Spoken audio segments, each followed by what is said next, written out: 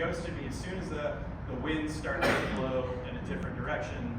He realized that his ticket in the Republican Party was going to require him to go full MAGA, which obviously, to put it simply, is extraordinarily disappointing. When I knew him in law school, people keep asking me about couches and things like that.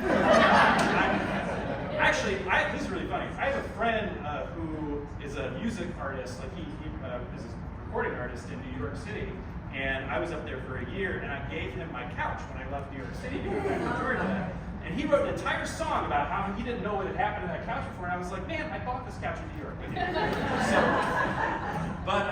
The point being that it really is remarkable, even if somebody has differences. I mean, he and I had very different personalities. He was very cynical and reserved, and I ran the comedy show at Yale, so I was really trying to branch out and meet everybody.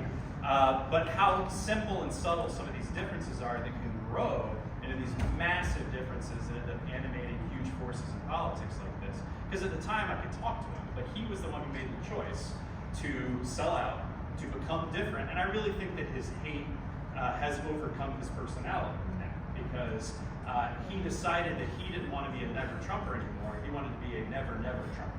So essentially anybody that Trump upset or triggered, triggering the libs, he wanted to be on the side of pulling one up over the people who opposed Trump. And so by 2021, he had already sort of made that transition. And I just think, zooming out, thinking about what it means for all of us, you really can never take somebody's principles for granted. And we hear about the tree of liberty being watered. It really is up to all of us to be consistent and to commit to our principles, and not just assume that because somebody's with us on one issue or with us for 5 minutes, that they're always going to be part of our coalition. And so it just underscores how valuable it is to have this group of people that are in it, because it means that we're continually making an effort. We're not taking for granted anything we have in our democracy, because it could always shrivel up if the right people, or I should say the wrong people with the wrong ambitions, decide that their personal ambition is more important. So yeah, wacky story. I've spent the last 12 months dealing with this.